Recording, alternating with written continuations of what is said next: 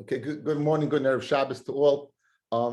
We're going through the chumras of the third parak that Chodesh has over Truma. The first one we mentioned that is that a kli could be tovel by Truma. It cannot be tovel by Kachim. We would not allow that.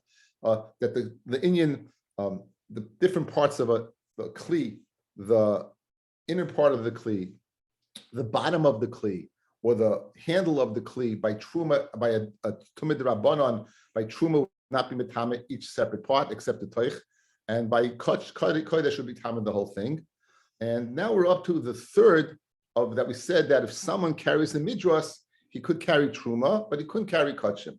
Now azov is somebody who has a flow from his body 2 times. The third time he has to bring a carbon, and he has a unique tumah called tumas midras, where he goes ahead and puts something that puts pressure on, and instead of going down a level of tumah, it would stay the same level. So a shoe of an azov would not be a rishon l'tumah. The azov is an av. Usually an av touches a kli, it's a rishon.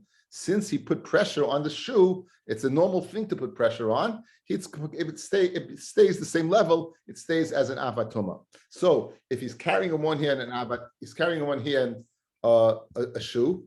The other hand, he can be carrying a barrel of truma. He can be carrying a barrel of truma. He, however, could not be carrying a barrel of kaddish. So let's say you have yayin of truma. The zav could be carrying in these other. The person could be carrying his hand the shoe of the zav.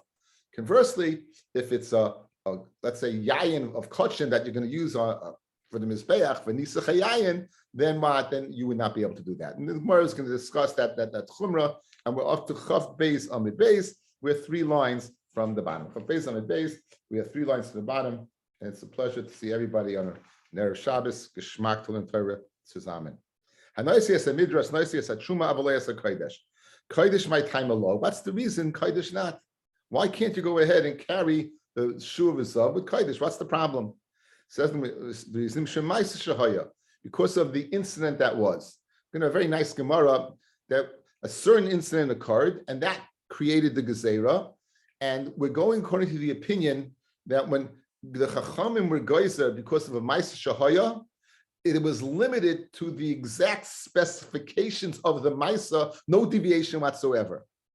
So therefore, since there was a Ma'aseh that transpired where a person was carrying a shoe of a Zav, and it ended up falling in a barrel of Kodesh, since that Ma'aseh happened, they were only geyser by Kodesh, and they weren't geyser by truma, as we're going to see. He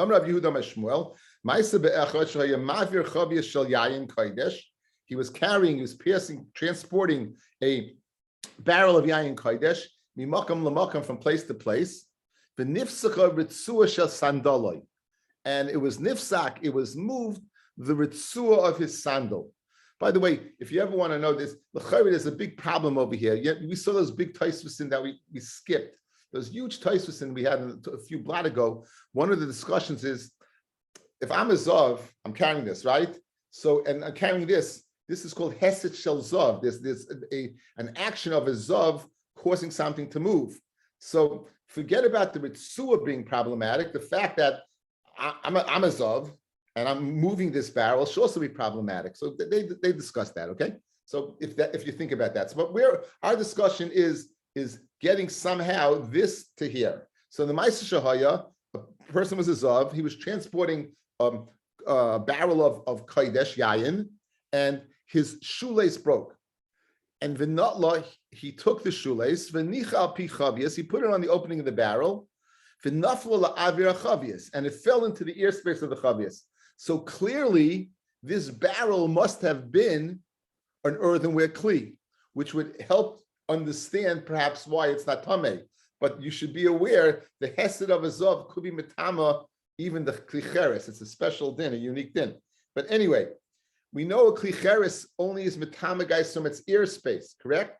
Only if it gets in the ear space. So if this barrel, earthenware barrel, contained yayin of kachim, and now you have a source of tuma, in this case, a medris, a ritzu of Ezav, and now it's in the airspace.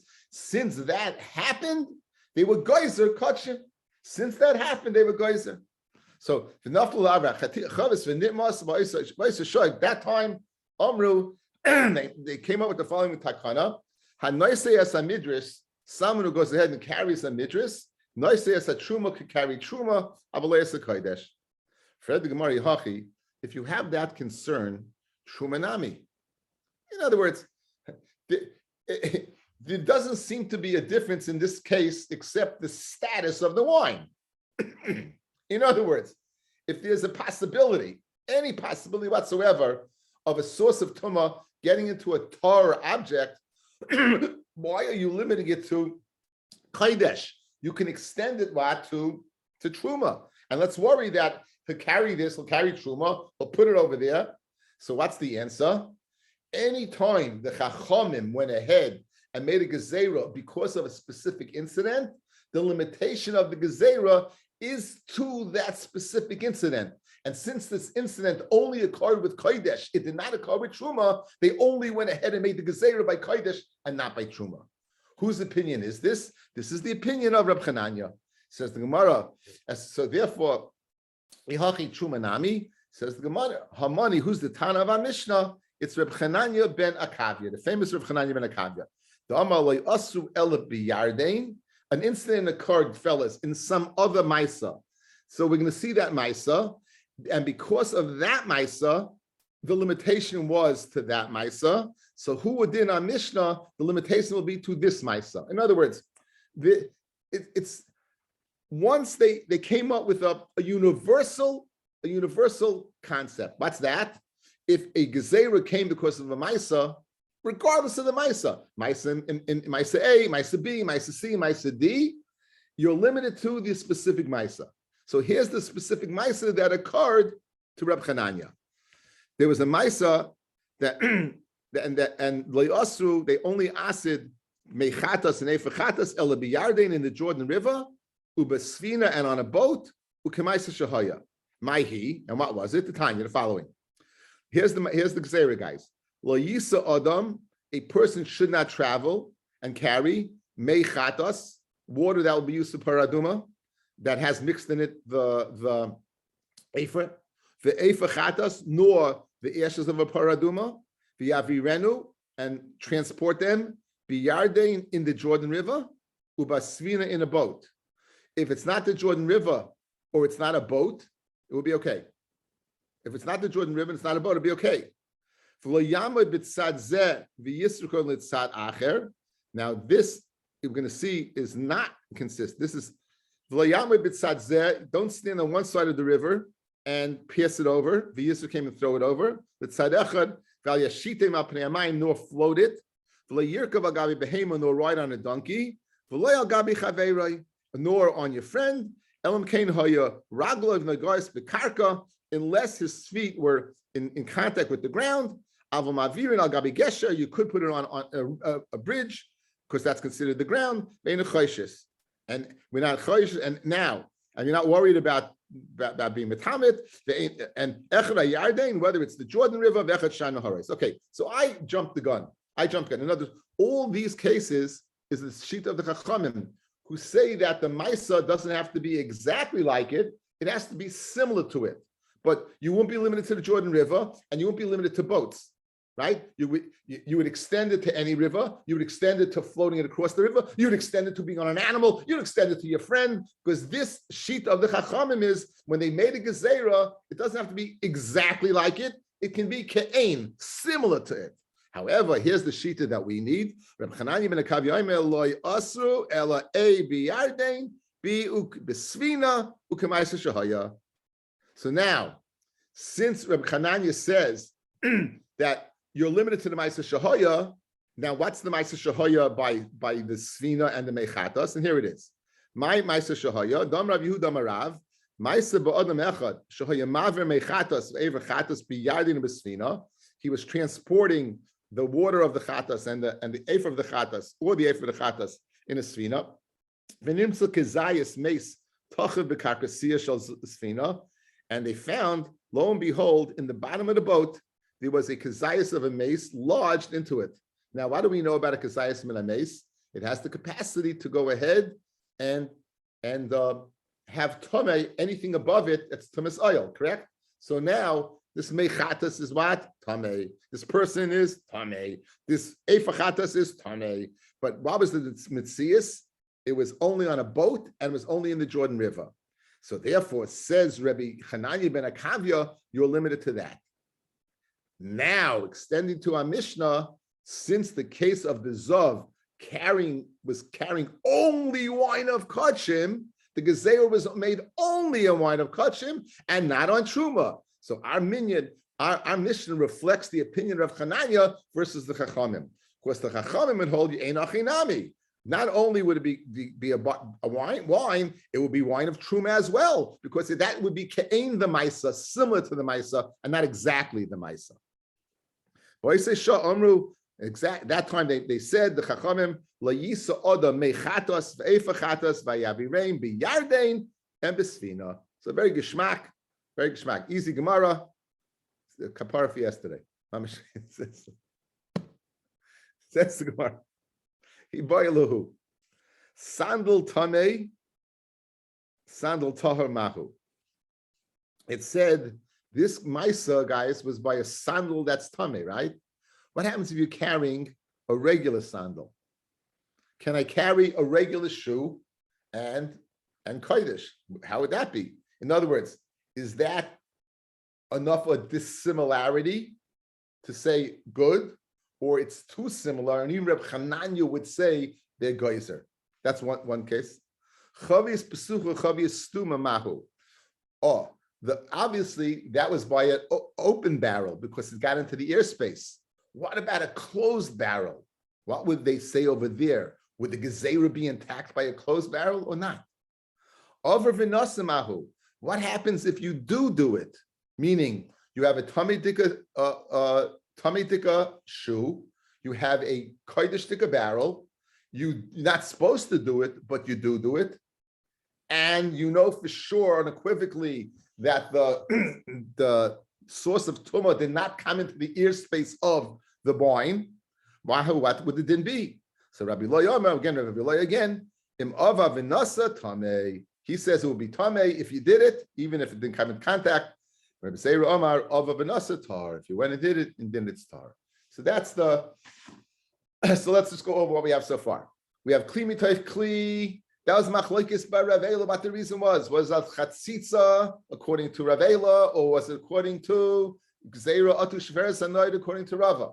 We have the 3 parts, separate parts. We said that that's only by Tumah D'Rabbanan and only by Truma and not by Hashem came Toich, the Toich Kli, even by Tumah D'Rabbanan, even by Truma would pass everything.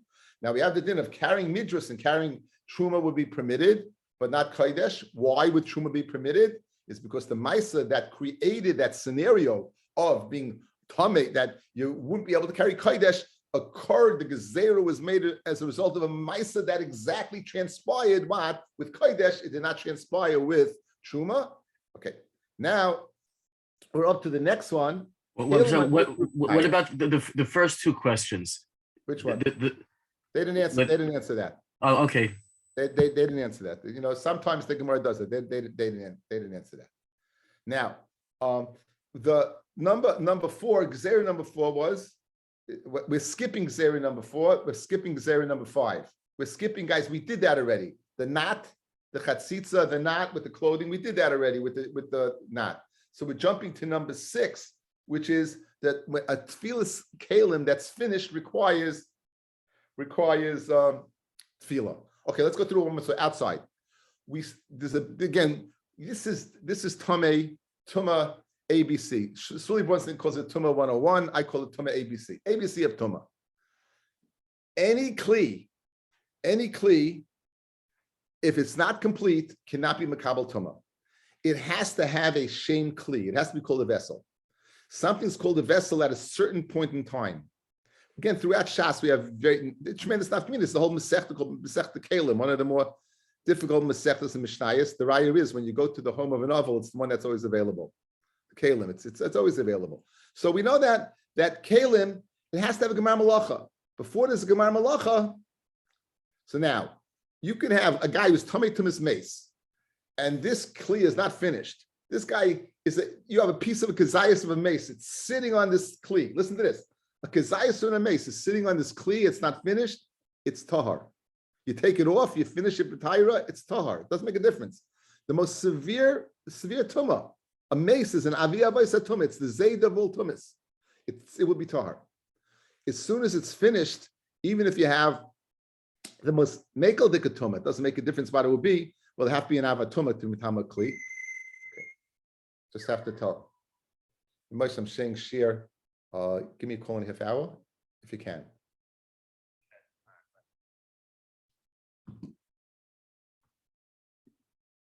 Okay, I'm sorry. So it have to be an avatuma, but it could be tuma sheretz, it could be shechvazera, it could be anything that's matama just till the evening, and then it's tummy right away. So therefore, it needs gemar malacha. The Mishnah said a chumrah. What's the chumrah? That if you're going to use this kli for kodesh, you need to do a tefillah even after it was nigma b'tahira. Now you know it's tahar. So the question is, why in the world would you need a tefillah? You finished the kli. Right. Now, if you're an amaretz, I can understand it. But if you're a chavar, why should you need it? That's the Gemara's discussion. Why would I need tefillah? In other words, what motivated them, the chachamim, to make this gezerah for kodesh? L'chayra, it makes a lot of sense to say that it's totally tahar. It should be totally tahar.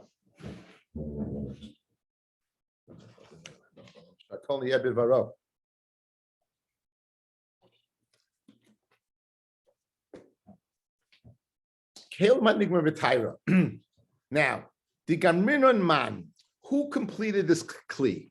The Gamrinon man, who completed this kli? Ilemi the Gamrinon chava. If you're going to tell me it was a Talmud Chacham, right? Lama lahu tefillah. Why would it require tefillah? In other words, it's not like you're doing anything halachically to change its status. It can't be makabel tuma at point A. At point B, when it could be makabel tuma, the only person who came in contact with it is a person that's squeaky clean. He's a chava. He's makbid in tuma v'tayra gamor. So why in the world would you need a tefillah? Ella, it must be the gamrinon ama aretz. It must be that what? It's an ama aretz who completed it. So for the Gemara, negmarinon b'tayra karilahu. If as soon as it's complete, it's tameh. There never was a point in time where it was tahar, because the ama aretz is a mitzias of tumah. He's a piece of tumah. So as soon as you got to point B, it's tameh. It was never completed b'tahira. So mimanav shach. If it was completed by a chaver and completed b'tahira, why do you need tefillah? And if it was completed by an ama aretz, it's not nigmar b'tahira. It's nigmar b'tumah. So Amar Rabba Varshila, Amar Rav Masna, Amar Shmuel, La'olam de Gamrinu b'chaver. You know who finished it? Is the Talmud Chacham. So what's a kasha? Why does it require tefillah? Umishum tzinura dama aretz the nafal. And we're worried that what? Perhaps the spittle of an ama aretz came in contact with it. Now, they were geyser on the spittle of an ama aretz because of the spittle of a zav. Guys, the spittle of a zav is an avatuma. Just like the zav is an avatuma, the liquids from his body is an avatuma. So his spittle is an avatuma. They were guys on the amaretz. So therefore, here's what I'm worried about. It was nigmra b'tayra. And really, you shouldn't need a tefillah. Why? Because it was a chava that finished it. However, if the spittle of an amaretz came in contact with it, we're worried about that. So therefore, that chashash, for that suspicion, we require tefillah. Now, exactly when does the spittle get in contact with this kli? If it was at point A, halav manahu, it's not a kli yet. Elabasa the gamrei, it's point B. How in the world did the spittle of an amaretz come in contact with it? You're telling me a chava did it, mizazarbuhu, right? Right? The chaver, you know why he's called a chaver? Because he's makbid in tumah v'tayra. What would he be makbid on, guys? What would he be makbid on? To ensure that this kli that he finished remains in its state of tyra. So why in the world, why is it tamei? Again, we don't understand. I don't understand why this requires a tefillah. Once a chava finished it, and you're worried about the spittle of an amaretz, mimanav shach. If the spittle came before, it's not matame because it's not complete. And afterwards, there's no possibility that it should have come in contact with it. You know why? Because he's a chava for a reason. And one of the reasons is he's going to be really nizar and careful to ensure that nothing comes in contact with it. That's why he's called a chava. Not because he's of German extract. Now, says the Gemara, la'olam mikame degamre. The spittle came in contact before he completed it, guys. So in other words, before he completes it, he's not nizar, correct? He doesn't have to be. So therefore, since he's not nizar, it's possible that the spittle did come in contact with it. So at point A, it landed. At point B, where he's going to now begin to watch a dayan lachahi, it's still moist from point A where he wasn't careful, right? And therefore it's tamei. Therefore the possibility does exist, and therefore they made the gezerah. Look, guys, look how far this gezerah, like mamish like this. You see, when it comes to kachim, this whole tumah, listen what the chashad here is over here. A kli that had its gemar pirish, a chaver who finished the kli. Where were we that before the kli was finished and he's not careful to watch it? There was the spittle of an amoretz. And now when it's finished and he's going to start watching it, so it's too, he doesn't even know the spittle on it because he wasn't watching at that point in time. And the spittle, is still moist. And since it's still moist, it's an avatum, right? It still has the capacity to transmit tumah. So for that reason, that far chashad, we're chaysheh by kaddish. Okay, so now that's done, guys. It's a done deal. Now, usually when something's tamei during the day, you put it in the mikvah and you have to wait for night. That's called a tful yoim. Guys, there's a whole masechta called tful yoim. We know this. A tful yoim is a quasi state. He's tahar, but not completely. If he's a kohen, he can eat. He can still eat meiser. So in other words, a person that's tummy can't eat meiser. We said meiser sheni can't eat meiser. A tful yoim could eat meiser. What a tful yoim can eat is truma. A tful yoim can't eat truma. A tful yoim is a sheni lituma until the evening. In other words, he went to the mikvah, and nonetheless he's waiting for Her Shemesh. Until Her Shemesh, he's a sheni lituma. So that's the halachas of a tful yoim. So now this kli that's tamei, do you have to wait till nightfall as mitaris tful yoim, or could you use it right away? That's the Gemara's next point. That's the Gemara's next point. Says the Gemara, tefillah in. The Gemara makes the following diuk. It says it requires tefillah, immersion, herav shemesh loy, but it does not require herav shemesh. Again, yes, you have to be toivelit, but you can use it right away. You don't have to wait till evening to use it. Good. Now we're going to get into Machlokas Rabbi Yeshua, Rabbi Eliezer. We're going to suggest that the Mishnah does not go ahead and agree with the opinion of Rabbi Eliezer. Now, one of the highest level of tumah that we spoke about in the Milas was mechatas. Mechatas, the paraduma. The paraduma was held in such high purification status because of the following reason. I spoke it out. Let's see the limit. Here's the source for it. We know it already, and here's the source for it.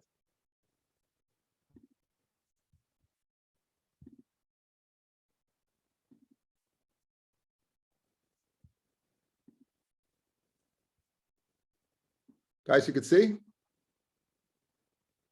Okay.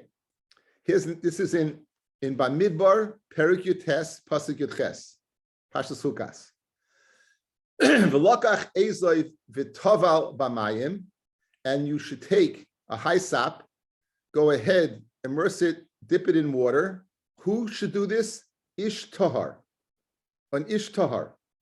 V'hiza ala oil, he should spritz it on the oil on the tent. V'ala kol ha'kelim, v'ala nefashos asher hayu sham. All the things that came in contact with the mace or the oil mace. V'al megea ba'etzem, or someone who touched a bone of a mace, or bechalol, or mace, or bekover. So all these he should go ahead on. And now here's the key. It says ish tahar, the person's tahar. Now the next pasuk, guys, here's the key. V'hiza hator al hatamei b'yom hashlishi, and the tahor should sprinkle on the tamei person on day 3, u'bayom hashvi on day 7.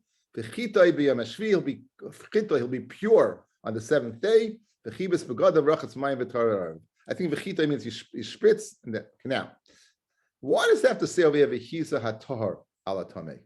In other words, you already know from this pasuk it's an ish tahar. You know he's an ish tahar. It should just say v'chiza ala tamei. We know we're speaking about an ish tahar, guys. Why does that say the word tahar over here? Says the Gemara, says the Limud guys, the Torah Shabbat Peh, v'chiza hatara mechlal, that he was tamei. And who are we speaking about? A tful yoim. We're speaking about a tful yoim. So v'chiza hatar, a person who's tahar now, he's tahar from his tumah, but not completely. Is it full yoim? V'chiza hatar la tamei. So it's full yoim spritzes on a tamei. The tzedaikim held that the full yoim that needs her shemesh cannot sprinkle. We have a lima telling us that a full yoim could sprinkle. So what will we do?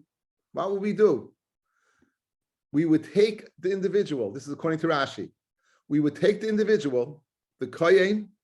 We would take a sheretz and mamish touch him, make him tamei.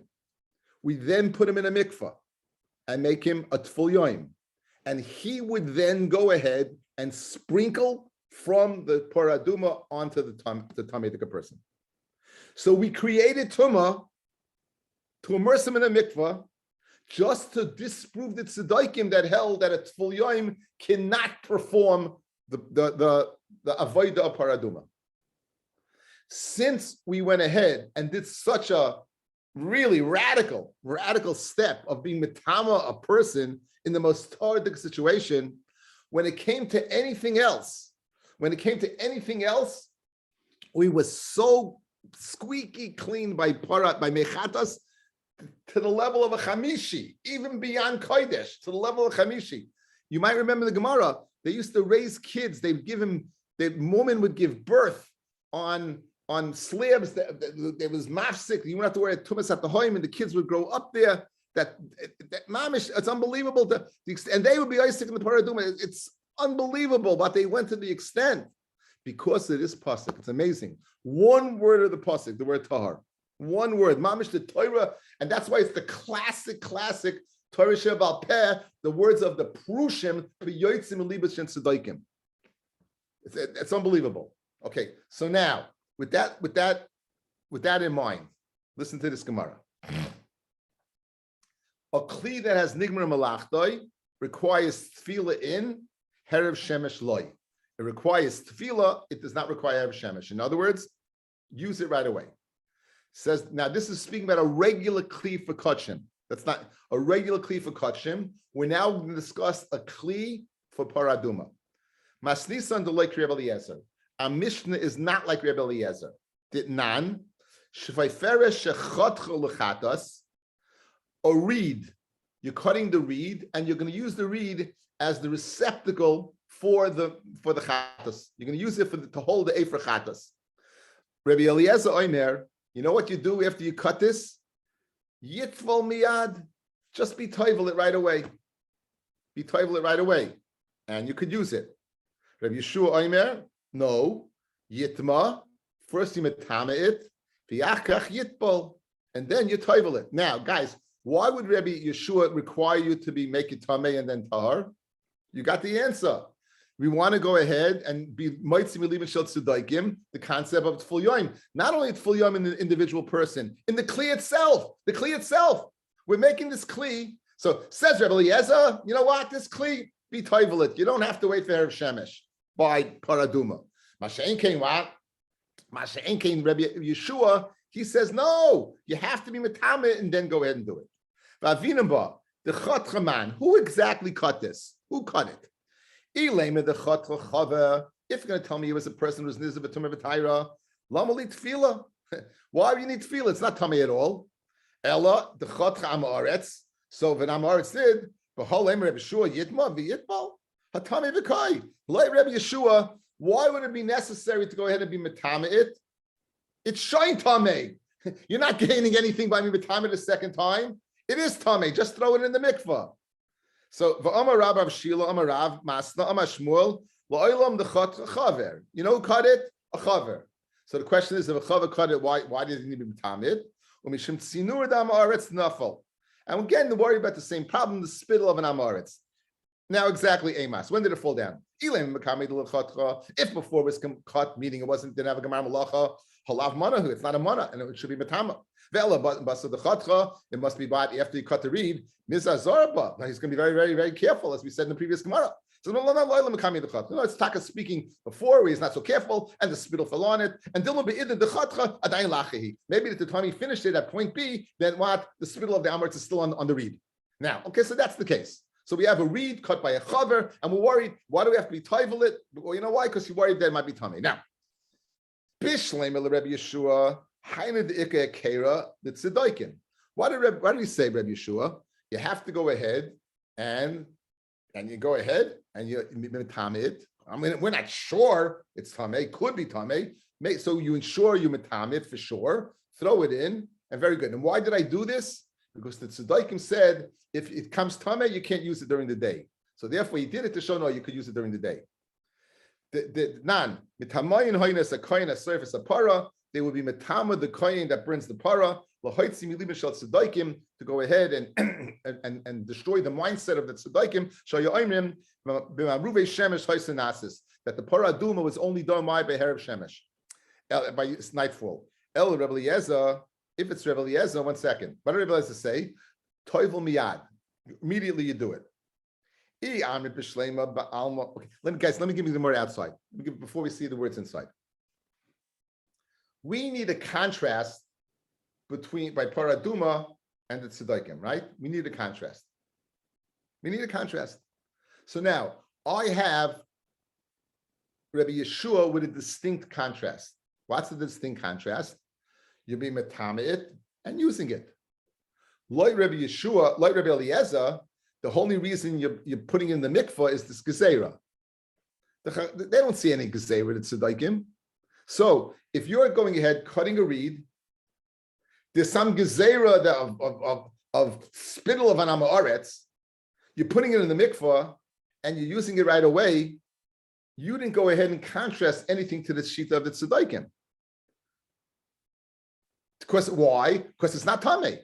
If it's not tamei, there's no contrast. It has to be a full yoim. You did not create it full yoim, right? Because again, you're being toivel miyad and using it. Okay.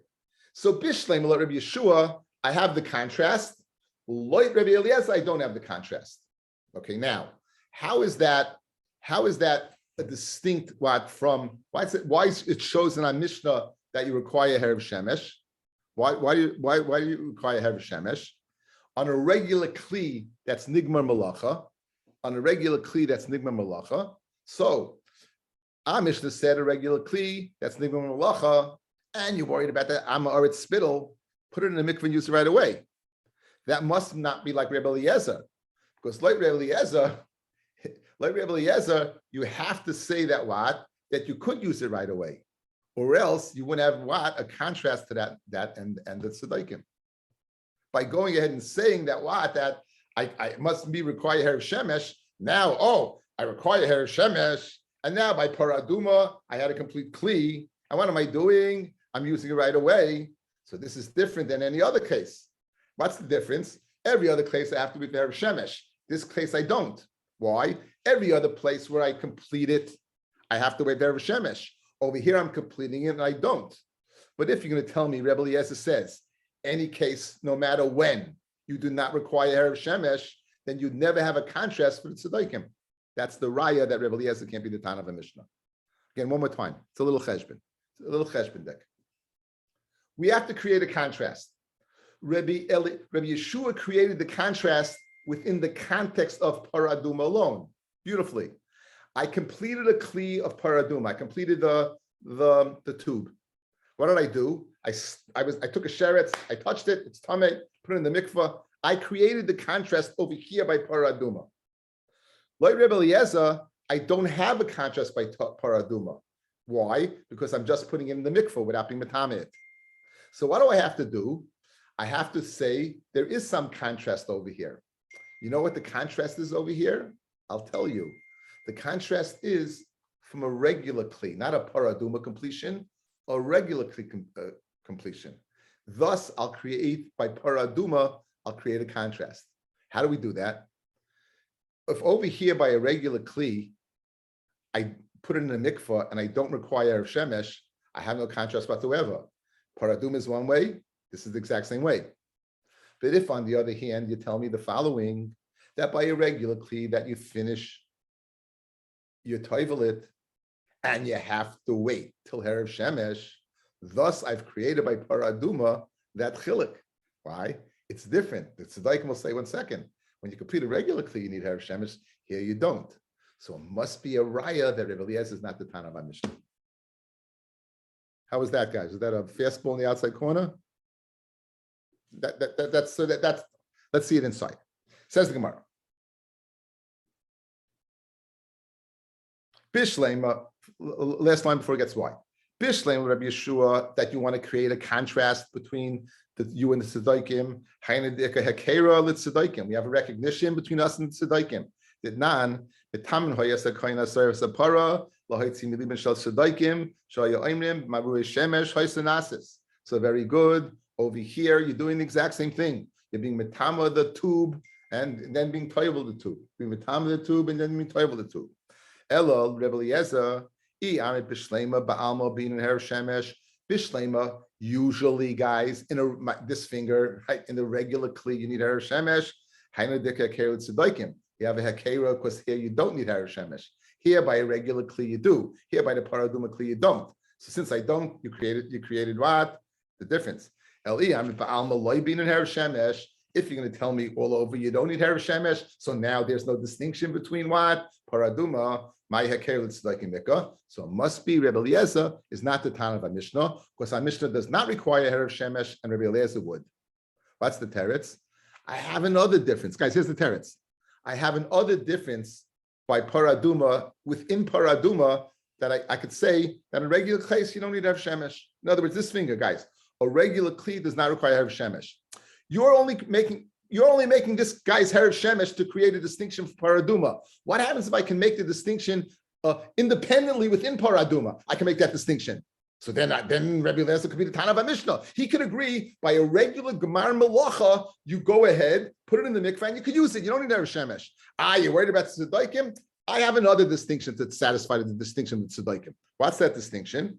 So Amar Rav says, Rav Amid Beis, Asua kitame sheretz.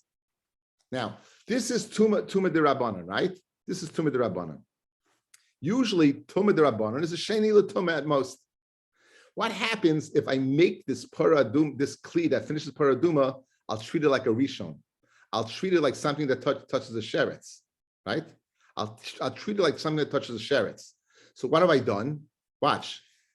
Normally, guys, look, this kli that you finished at most is a sheni. This kli that I'm finished by paraduma is a rishon. Oh, tzedaikim will see it's a rishon. They'll say, wow, that's enough of the distinction. So since I made a distinction over here, it could be over here. You don't require a shemesh, and it can be the Tana of the Mishnah. Okay, so very good. You made the kli, the tube is a rishon, so that's enough of the distinction for the tzedaikim. Fred the Gemara elamiata like the Tama Adam. Guess what? If this is a rishon l'tuma, guys, ABC of tuma, the only thing that can be mitama an adam and kalim is an avatuma. A rishon can be mitama ochel umashka. It can be mitama food and drink. It cannot be mitama adam v'kalim. So, Fred the Gemara Kasha, listen to this. The guy who is finishing this kli, this tube, he's tamei. It says Gemara, elamiyata. If you're telling me it only creates a rishon l'tuma, loy tetama adam, it should not be mitama adam. Alamatanya chaytcha umatbilin, the one who cut it and the one who's toivel it, tayin tefillah. They both require tefillah. So you see that what? It's mitama the person. So be'emes, guys, the teretz is a good teretz. Let's stay focused. Rabbi Eliezer is the Tana of our Mishnah the same way Rabbi Yeshua is the Tana of our Mishnah. Meaning, a regular kli that you finish the malacha because of the concern of the spittle of a zav at point A is going to be around by point B. You put it in the mikvah. Can you use it right away? Absolutely. Like Rabbi Eliezer, then what are you going to have a chilik in tzedaikim? The chilek in tzedaikim is going to be the level of the tumah of the tube that you use for the paraduma. Any kli that you made for the paraduma is going to have a different level of tumah than a regular thing. That different level of tumah is enough of the distinction to be yimotzi miliben shel tzedaikim. So now the Gemara has suggested perhaps it's the sheretz. Says the Gemara, it's a good teretz, but it can't be the sheretz for another point. Because if it's a sheretz that touches the kli only makes it a rishon. A rishon can't be mitama adam v'kelim. So says the Gemara. So no, in other words, you understand what I said. The teretz that he's the Tana, that stays. We're just going to figure this out. Hi Cheskel, do me a favor. Call me back in about 10. I'm saying share, okay? Okay. Says the Gemara. Says the Gemara, okay, you know what? What can be mitama? Guys, if I view this tube as a piece of mace, then it touches the person's an avatuma, right? So there, that would, or even if this piece is an avatuma, I'll view it, I won't view it as an aviyavaisatuma. I'll view it as an avatuma, so it can be mitama me. For the Gemara, ihachi, if you're going to view it as an avatuma, tiboy hazosh shlishi shvi, you should require paraduma spritz on day 3 and day 7. Allah Matanya, the person who cut it and title it, toyin tefillah in, he needs tefillah, hazosh shlishi b'shviloi, but he doesn't need a 3 and a 7 spritz. So in other words, you're telling me it's an avatuma, so it's an avatuma, it can be like a mace, so it should create in this person tumas mace, but it doesn't. It just creates tumah. And what do you have to say? Asur kitame mace b'shvi shaloi. We'll go ahead and make him like what? Like a tame mace on his shvi. So in other words, it's like a person that touches the mace that already was spritzed on day 3 and already was spritzed on day 7. That's how we'll view him. So that's enough of the distinction. We might see believe Shel Tzedaikim. Rabbi Eliezer could be the Tana of our Mishnah and agree that a regular Gemara Kli, just you can put it in the mikveh and use it right away, and right now everything's hunky-dory. For the Gemara, how can you just go ahead and say that all of a sudden this piece of tube, we're going to view it like Tamei Mace on the day 7? But Tanya, may oilam lechichu dava v'para. In other words, they made takonis, but they didn't come up with new laws. And this seems to be a whole new law, this tremendous chiddush gadol that we're going to view this like a zavat that is tamei mace, that we'll view it as a tamei mace. So I'm going to buy you no. You know what it means they didn't come up with new laws? That they didn't. Guys, can a reed contract tumah from a mace? Absolutely, right? A reed touches a mace, it's tamei mace. That's not a new law. I didn't create something that wasn't there before. If this is a mace and this is a reed and it touches it, this is an avatuma. I am tummy now. That's not a new law. So when it means that by par it didn't create a new law, it means the following: a zav midras hazav can only be something that it puts pressure on, and it's constant to put pressure on. So, for example, if I sit down on a chair, no one's going to tell me, get off that chair, I need to go ahead and break it over somebody's head. Because a chair is made for the purpose of sitting. No one's going to tell me, oh, take off your shoe, I have to throw it in the fire because I need fuel. Because the shoe is made for that purpose. By a midras hazav, the only thing that is matama, that same level of tumah, is something that's normal for that. So if I would say now that if you take a shovel and I sit on the shovel and I'm a zav, that gets it in a zav, that would be a chiddush.